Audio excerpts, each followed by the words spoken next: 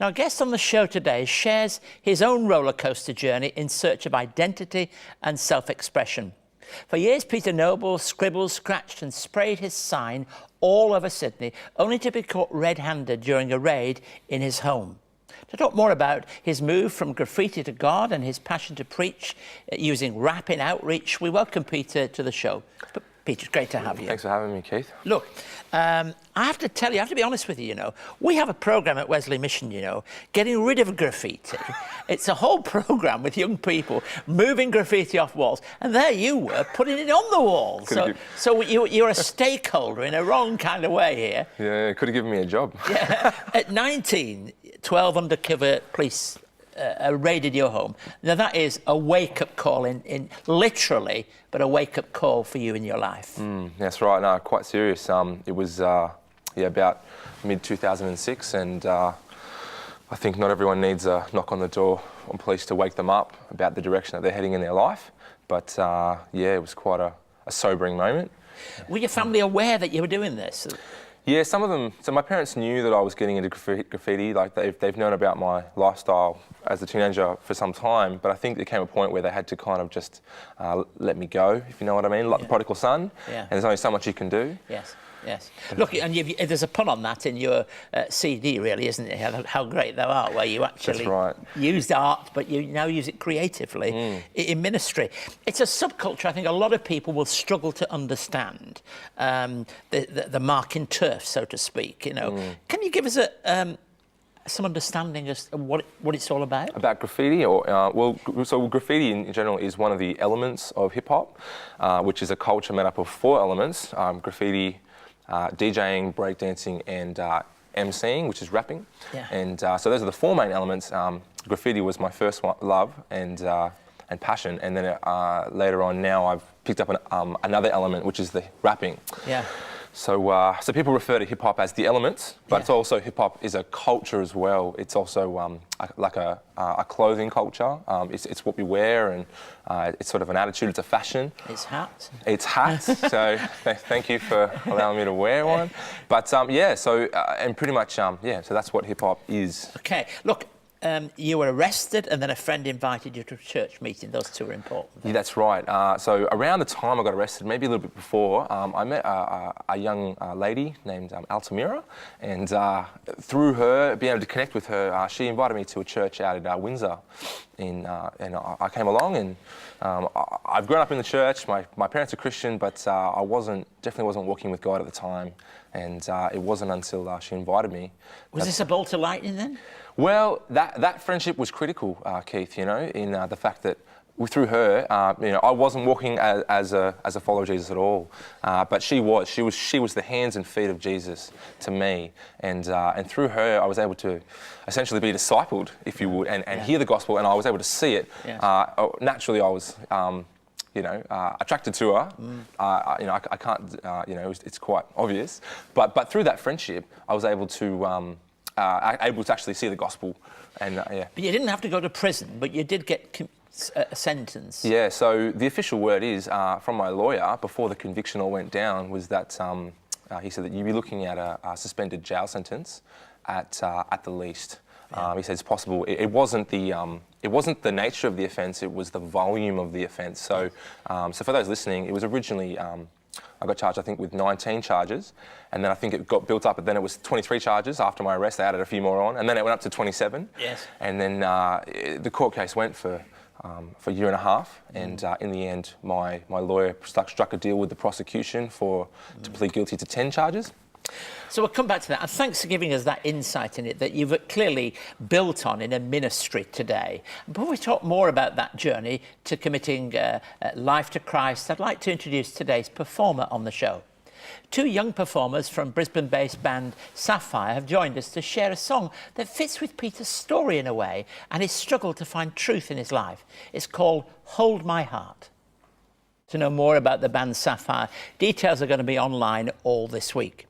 We're back with hip-hop youth leader Peter Noble.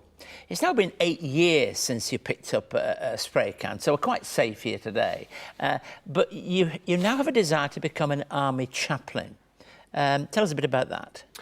Well, 6 months after my conviction, I finished my community service.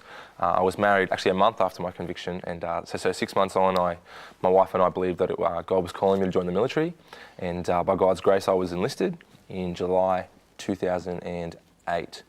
And I've spent 5 years as a full-time soldier in the regular army, and I think in that time I worked as a QE in Sydney, in Holsworthy.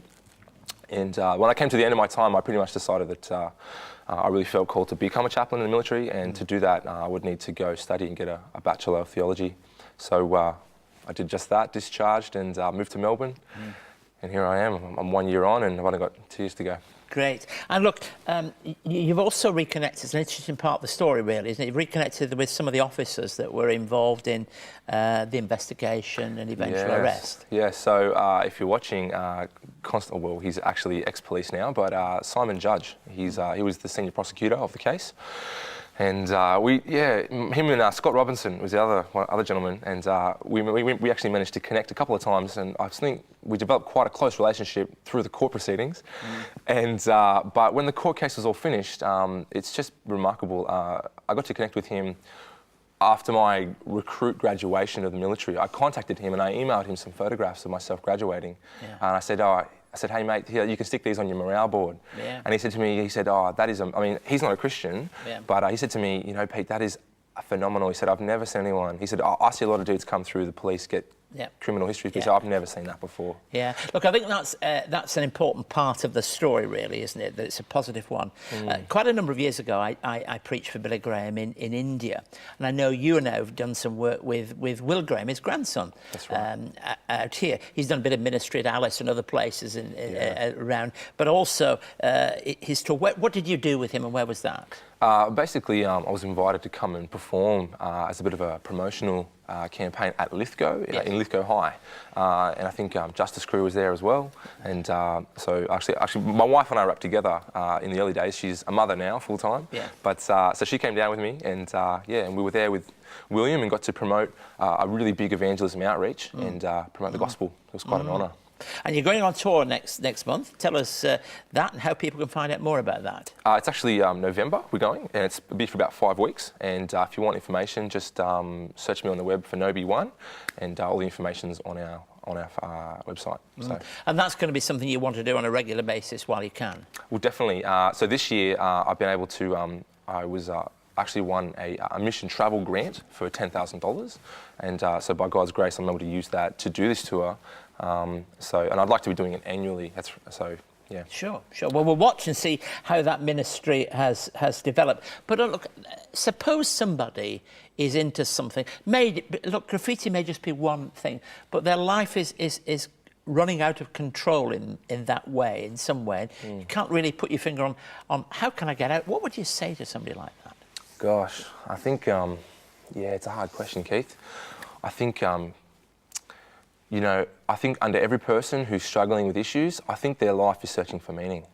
Deep down, for me, graffiti, writing my name on a wall, doing pieces, painting trains, like you're searching to leave your mark on history. I was there, I did that. Sure. So for anyone who's sort of doing that, it doesn't matter what element of hip hop it is, doesn't matter what you do. I think everybody wants to leave behind a legacy of some kind. But I think the more that you pursue that, the more it is, as the Bible says, it's fleeting. It's kind of, it's grass in the wind. So what I would say is, if you want to know your purpose, if you want to know your true calling, then I would say search out the God that made you. Look, many times I'm on a train or I'm going somewhere, I think, how did anybody get there to spray that on? But I think the story really is this: no matter where you get yourself to, God can reach you in that place, and I'm just grateful that you've come on the show and shared something of your story. So we look forward to talking more with you maybe later on at some other point. But at this point in time, I'm going to be back in just a moment.